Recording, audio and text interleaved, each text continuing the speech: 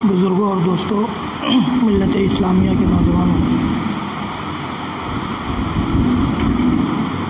اللہ رب العالمین نے رمضان کے روزوں کو فرض کرنے کے ساتھ ساتھ روزوں کی فرضیت کا مقصد بتایا تقویٰ کو۔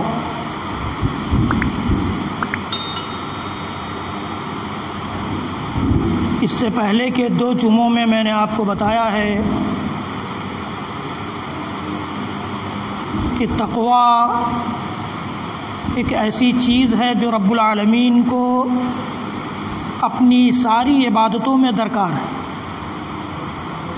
چاہے وہ نماز ہو، چاہے روزہ، چاہے زکوٰۃ ہو یا حج یا اور چھوٹی بڑی نیکی۔ ہر نیکی میں، ہر عبادت میں رب کائنات کو صرف اور صرف ہمارا تقویٰ درکار ہے۔ 2 تہوار امت مسلمہ کو شریعت اسلامیہ نے دیے ہیں، ایک رمضان کے روزوں کی فرضیت کو ادا کرنے کے بعد عید الفطر کی شکل میں، اور دوسرا تہوار اس کائنات میں توحید کی علامت، توحید کا شعار اور توحید کی پہچان بن کر اپنی زندگی گزارنے والی شخصیت امام الموحدین ابراہیم علیہ السلام کی ایک سنت کی یادگار کے طور پر دیا ہے۔ اور ان دونوں تہواروں میں رب العالمین نے تقویٰ کو موضوع بنایا ہے، سبب بتایا ہے، مقصد بتایا ہے۔ یہ ایک ایسی چیز ہے کہ اللہ رب العالمین نے مختلف مقامات پر اس کا حکم بھی دیا ہے۔ محمد عربی صلی اللہ تعالیٰ علیہ وآلہ وسلم نے اپنے ہر خطبے میں قرآن کی آیتوں کی تلاوت کر کے اس کی اہمیت کو جتایا ہے۔ امام الانبیاء والرسل محمد عربی صلی اللہ تعالیٰ علیہ وسلم نے خود اس کی دعا کر کے اللہم انی اسألک الہدی والتقی والعفاف والغنی اس کی اہمیت کو جتایا ہے۔ میں نے بتایا تھا کہ انسان اس دنیا میں جب آتا ہے تو اس کے سامنے جب سب سے پہلے وہ شعور کی عمر میں قدم رکھتا ہے تو رزق کا، روزی کا مسئلہ اس کے سامنے آتا ہے۔ اللہ رب العالمین نے تقویٰ اختیار کرنے والوں کے لیے رزق اور روزی کی ضمانت خود لی ہے، میں نے آپ کو بتایا ہے۔ وَمَن يَتَّقِ اللَّهَ يَجْعَل لَّهُ مَخْرَجًا وَيَرْزُقْهُ مِنْ حَيْثُ لَا يَحْتَسِبُ۔ یہ بھی بتایا ہے کہ انسان یہ چاہتا ہے کہ اس کی زندگی پوری کی پوری آسانیوں کے ساتھ گزرے، رب العالمین نے تقویٰ اختیار کرنے والوں کے لیے آسانیاں فراہم کرنے کی گارنٹی لی ہے۔ وَمَن يَتَّقِ اللَّهَ يَجْعَل لَّهُ مِنْ أَمْرِهِ يُسْرًا۔ اس کے بعد انسان یہ چاہتا ہے کہ وہ کس طرح سے اچھے برے اور حق اور باطل اور جھوٹ اور سچ کے درمیان تمیز کر سکے۔ اللہ تعالیٰ نے جو اس کو عقل دی ہے، سمجھ دی ہے، اور دوسری مخلوقات میں اس کے ذریعے جو ممتاز بنایا ہے، تو وہ کس طرح سے حق کو پرکھ سکے اور باطل کو پرکھ سکے تاکہ حق کو اختیار کر لے اور باطل کو چھوڑ دے۔ اللہ تعالیٰ نے فرمایا کہ تقویٰ اختیار کر لوگے تو یہ مسئلہ بھی حل ہو جائے گا۔ یا ایھا الذین آمنوا ان تتقوا اللہ یجعل لکم فرقانا۔ پھر اس کے بعد انسان یہ چاہتا ہے کہ یہ زندگی جب گزر جائے تو ایک مسلمان چونکہ آخرت پر بھی یقین رکھتا ہے، ایمان رکھتا ہے، اس کے بعد کی زندگی کی بھی فکر کہیں نہ کہیں اس کے دل و دماغ میں کسی نہ کسی جگہ پہ ضرور ہوتی ہے، تو وہ چاہتا ہے کہ وہ زندگی بھی ہماری بن جائے۔ تو اللہ تعالیٰ نے فرمایا کہ وَيُكَفِّرْ عَنْكُمْ سَيِّئَاتِكُمْ، تمہاری سیئات کے لیے، تمہاری غلطیوں کے لیے، تمہارے گناہوں کے لیے کفارہ بنا دے گا اسی تقویٰ کو، وَيَغْفِرْ لَكُمْ، اور تمہیں بخش دے گا۔ یہ اللہ رب العالمین نے فرمایا۔ تو اس طرح کی بے شمار چیزیں میں نے آپ کو بتائی ہیں، اور پچھلے جمعے میں سورہ بقرہ کی اس آیت کی روشنی میں تقویٰ کے پہچان اور تقویٰ کی علامتوں کی بات ہوئی تھی، جس میں اللہ رب العالمین نے فرمایا ہے کہ نیکی مشرق یا مغرب کی طرف رخ کر لینے اور چہرہ کر لینے کا نام نہیں ہے۔ نیکی یہ ہے کہ انسان اللہ کی وحدانیت پر ایمان لائے، اور پھر اللہ نے جو کتابیں انسانیت کی ہدایت کے لیے، رہنمائی کے لیے، سیدھی راہ دکھلانے کے لیے نازل کی ہیں، ان کتابوں کی سچائی، اور خاص طور پر ان کتابوں میں سے وہ کتاب جس کی حفاظت کی ذمہ داری خود رب العالمین نے نازل کرنے والے نے لی ہے، قرآن پاک، ان کی سچائی پر ایمان لائے۔ اسی طرح سے اللہ تعالیٰ نے سارے انبیاء اور رسول جو بھیجے ہیں وہ انسانیت کی رہنمائی کے لیے، رہبری کے لیے، پیشوائی کے لیے بھیجے ہیں، اس پر ایمان لایا جائے۔ اور وہ سب کے سب برگزیدہ بندے ہوتے تھے، تو اللہ تعالیٰ نے ان سب کو گناہوں سے محفوظ کر دیا تھا، اور اللہ رب العالمین نے ان سب کو بخش دیا تھا۔ اس پر ایمان لایا جائے۔ اللہ تعالیٰ نے ایک مخلوق ایسی بنائی ہے جس کے ذریعے وہ اس کائنات میں اپنے سارے احکام کو نافذ کرتا ہے، اور وہ مخلوق کبھی اس کی نافرمانی نہیں کرتی۔ وہ مخلوق نورانی مخلوق ہے، فرشتوں کی، اس پر ایمان لایا جائے۔ تو ان چیزوں پر ایمان لانا نیکی ہے۔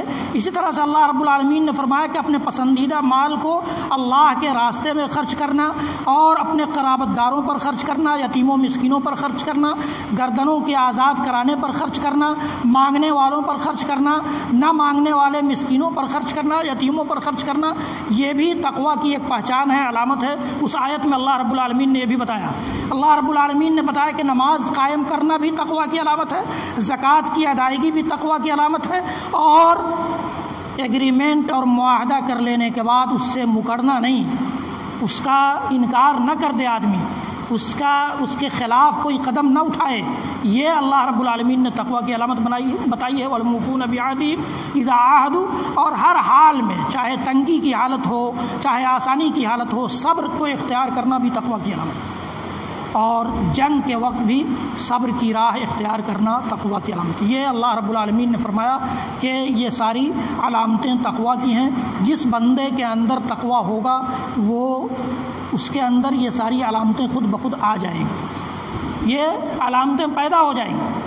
ہم میں سے ہر شخص اس بات کا جائزہ لے کہ روزے رکھنے کے باوجود، نمازوں کی ادائیگی کے باوجود، زکوٰۃوں کی ادائیگی کے باوجود، صدقات و خیرات کے باوجود، بعض لوگ حج اور عمرہ کے جیسے فریضے سے بھی فارغ ہو چکے ہوں گے، ان کی ادائیگی کے باوجود بھی کیا ان کے اندر یہ علامتیں پائی جا رہی ہیں؟ اگر نہیں پائی جا رہی تو ان علامتوں کو پیدا کرنے کی ضرورت ہے۔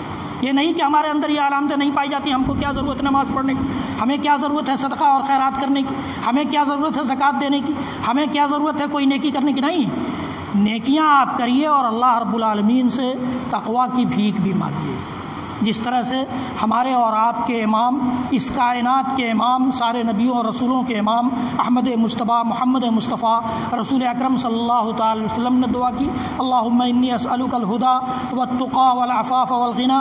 آپ نے دعا کی، اللہم آت نفسی تقواہا وزکھا انت خیر من زکاہا انت ولیہا ومولاہا۔ ہمیں اور آپ کو بھی اس کی ضرورت ہے۔ آج جو میں نے سورہ آل عمران کی 3 آیتیں پڑھی ہیں، ان میں اللہ رب العالمین نے فرمایا کہ جلدی کرو، جلدی کرو، کہیں ایسا نہ ہو کہ تمہارے جلدی کرنے سے پہلے تمہاری فرصت اور تمہاری یہ مہلت ختم ہو جائے جو اللہ رب العالمین نے تمہیں دی۔ اللہ رب العالمین نے جو تمہیں عمر دی ہے، جو وقت دیا ہے عمل کا، یہ کائنات، یہ دنیا، یہ دنیاوی زندگی عمل کی زندگی ہے۔ یہاں حساب کوئی نہیں ہم سے آپ سے لینے آ رہا ہے، اور اس کے بعد کی جو زندگی ہوگی، ہماری آنکھیں جب بند ہو جائیں گی، ہماری سانس جب رک جائے گی، اس کے بعد کی جو زندگی ہوگی وہ صرف حساب کی زندگی ہوگی، وہاں عمل نہیں ہوگا، وہاں عمل کی ضرورت ہی نہیں ہوگی۔ عمل کے لیے لوگ چاہیں گے کہ مجھے لوٹایا جائے، میں عمل کروں، لیکن ایسی فرصت دوبارہ نہیں ملے گی۔ اس لیے اللہ تعالیٰ فرماتا ہے کہ اس وقت، متعین وقت کے ختم ہونے سے پہلے جلدی کر لو، سارعوا الی مغفرۃ من ربکم، اپنے رب کی مغفرت کی طرف۔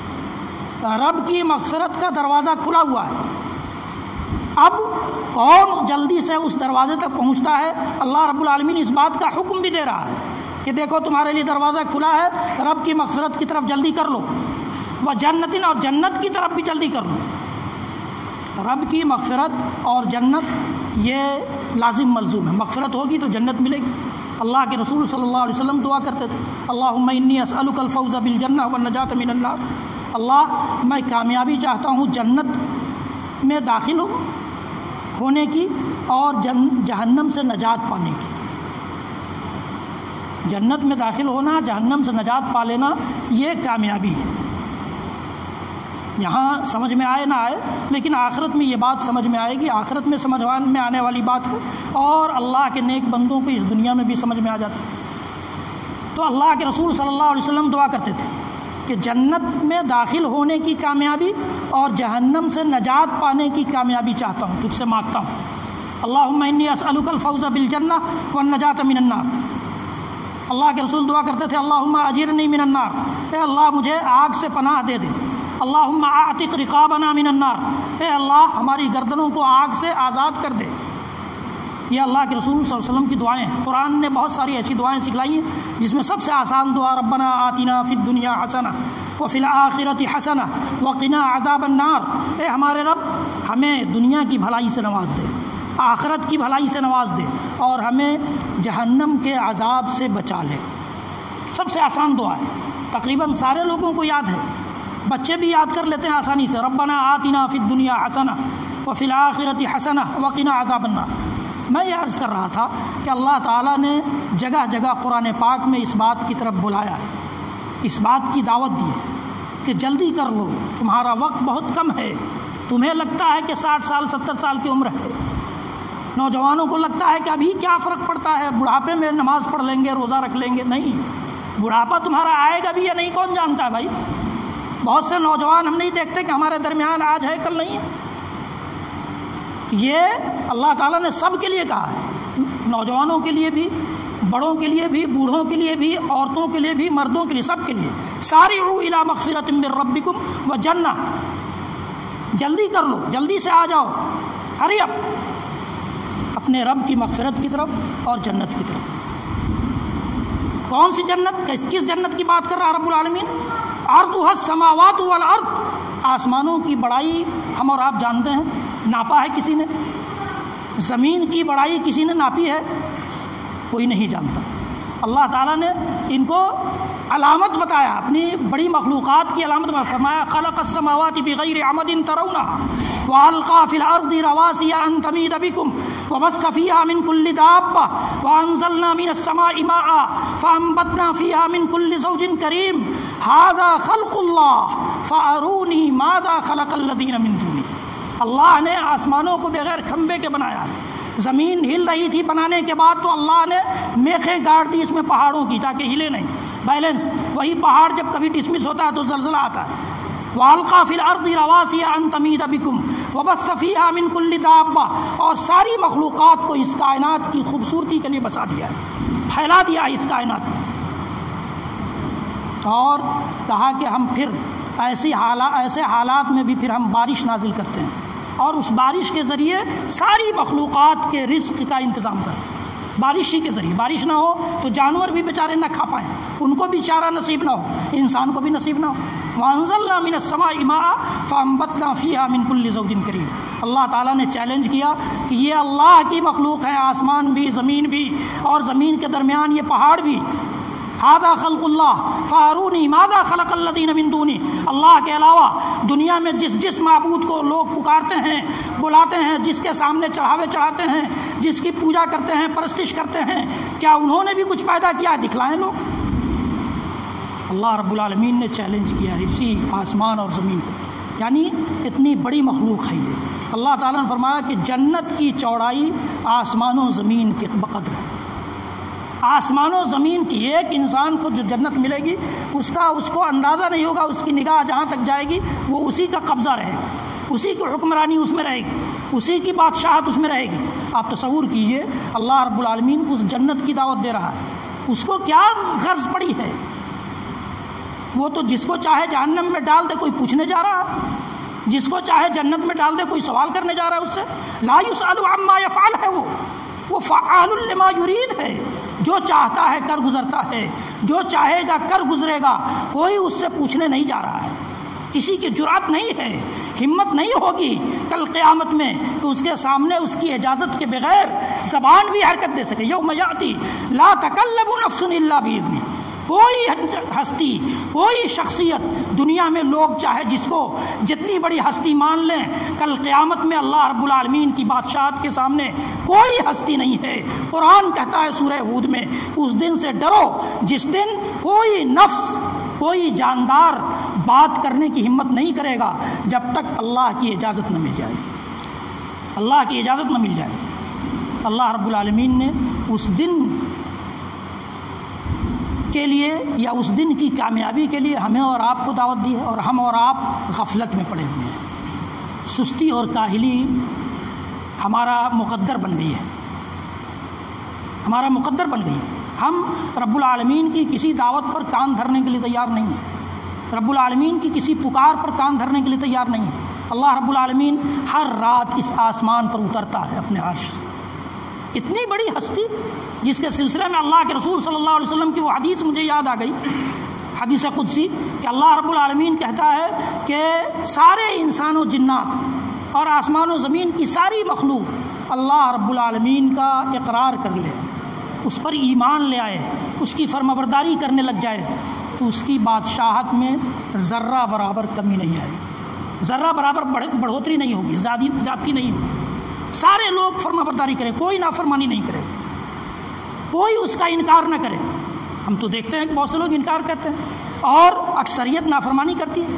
اللہ رب العالمین فرماتا ہے اس حدیث میں، اس حدیث قدسی میں، کہ سارے انسان و جنات اور ساری مخلوق مل کر اس کی نافرمانی کرنے لگ جائے تب بھی اس کی بادشاہت میں کوئی کمی نہیں آئے۔ اور اتنا بے نیاز رب ہے وہ، اس بے نیازی کی وجہ سے ہی وہ سب کو رزق دیتا ہے، سب کو کھلاتا ہے، سب پر خرچ کرتا ہے۔ اللہ رب العالمین کہتا ہے کہ سارے خرچ کرنے کے باوجود بھی اس کے پاس جو خزانہ ہے، اس خزانے میں آپ سمندر میں سوئی داخل کریں تو کتنا پانی کم ہوگا؟ کچھ بھی نہیں۔ اللہ رب العالمین کہتا ہے کہ اتنی کمی بھی میرے خزانے میں نہیں آنے والی ہے، اس لیے میں خرچ کرتا ہوں، میں خرچ کرتا ہوں، مجھے جب حساب لینا ہوگا لے لوں گا، لیکن دنیا میں میں ان چیزوں کی پرواہ نہیں کرتا، اس لیے کہ اس کی بادشاہت میں کوئی آنچ نہیں آ رہی ہے۔ یہ ہندوستان کا حکمراں تھوڑی ہے کہ الیکشن کے لیے ہر فیصلہ کرے۔ اللہ رب العالمین کو کسی چیز کی ضرورت نہیں، اسی لیے وہ خرچ کرتا رہتا ہے، سب پر خرچ کرتا ہے، نافرمانوں پر بھی، فرمانبرداروں پر بھی۔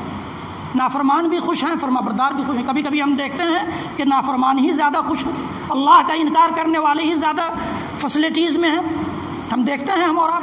تو یہ اللہ رب العالمین نے اس دنیا کی کوئی قیمت نہیں رکھی ہے، کوئی قیمت نہیں اس کے نزدیک۔ اللہ کے نبی صلی اللہ علیہ وسلم نے ایک حدیث میں فرمایا کہ اگر اللہ رب العالمین کے نزدیک اس دنیا کی قیمت مچھر کے پر کے برابر ہوتی، مچھر کا پر، ہم لوگ بہت مچھر مارتے ہیں آج کل، تو مچھر کے پر کے برابر اس دنیا کی قیمت ہوتی رب العالمین کے نزدیک، تو کسی کافر کو رزق نہیں دیتا، کوئی قیمت نہیں اس لیے دے رہا۔ تو ہمیں اور آپ کو اس دنیا کی فکر کرنے کی ضرورت نہیں، دنیا تو ویسے ہی دے دے گا، جتنا ہمارے مقدر میں ہے وہ دے گا، اس کو کوئی چھین نہیں سکتا ہے، کوئی ٹال نہیں سکتا ہے۔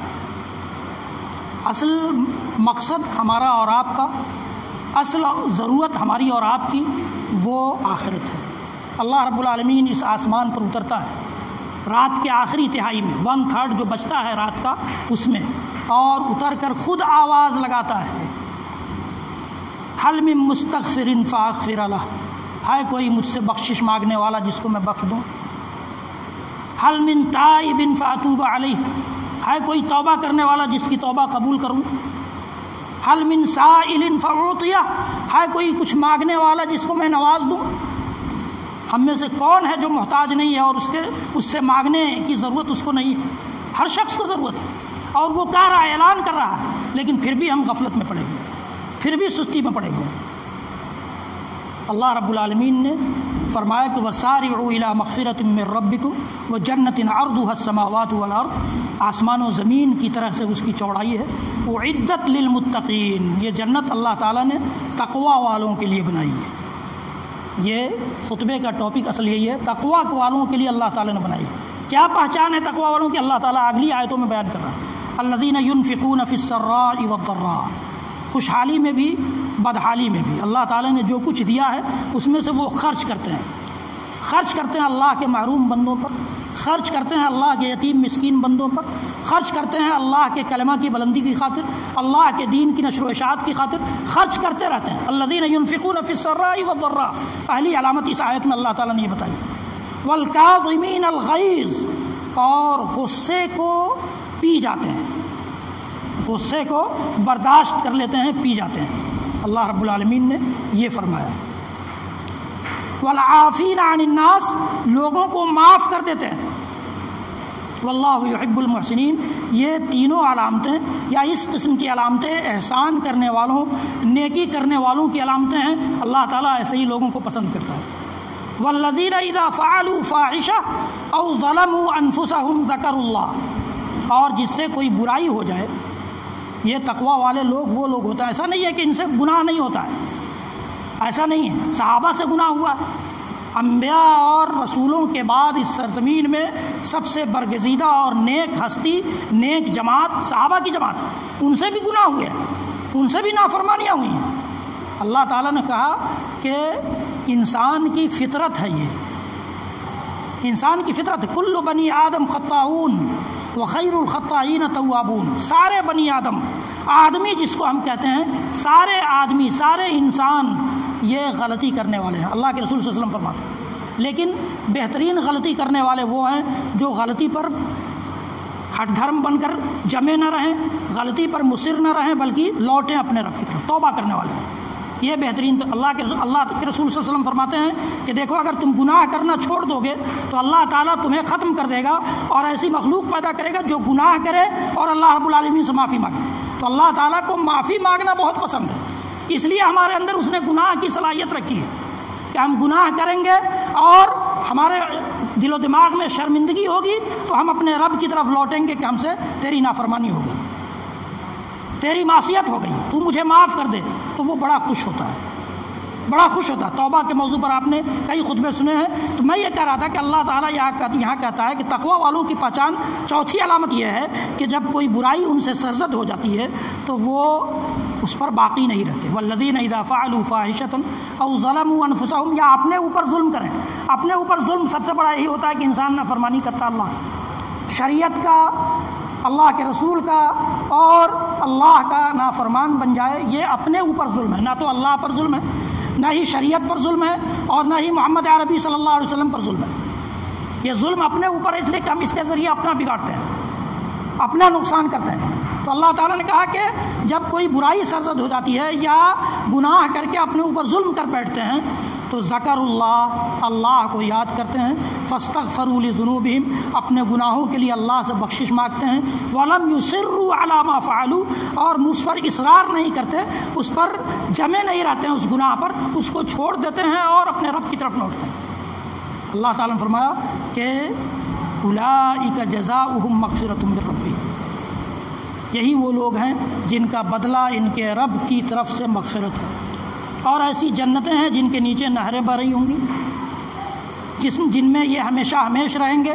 اور اللہ تعالیٰ نے فرمایا خود ہی اجر دے رہا ہے، خود ہی وہ اجرت اور مزدوری دے رہا ہے، اور اس اجرت اور مزدوری کو کہتا ہے کہ بڑا بہتر یہ اجرت ہے، بڑی بہتر مزدوری ہے، وَنِعْمَ أَجْرُ الْعَامِلِينَ، عمل کرنے والوں کے لیے بڑا بہترین بدلہ ہے۔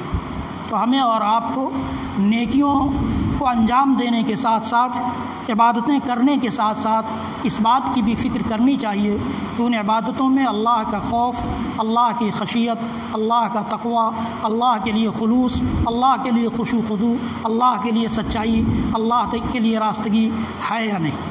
یہ سب سے بڑی چیز ہے، کسی بھی عمل کے لیے یہ ضروری ہے، ورنہ اللہ تعالیٰ کے ہاں وہ عمل لائق قبول، قابل قبول نہیں ہوا کرتا ہے۔ اللہ رب العالمین ہم سب کو کہنے سننے سے زیادہ عمل کی توفیق بخشے۔ رب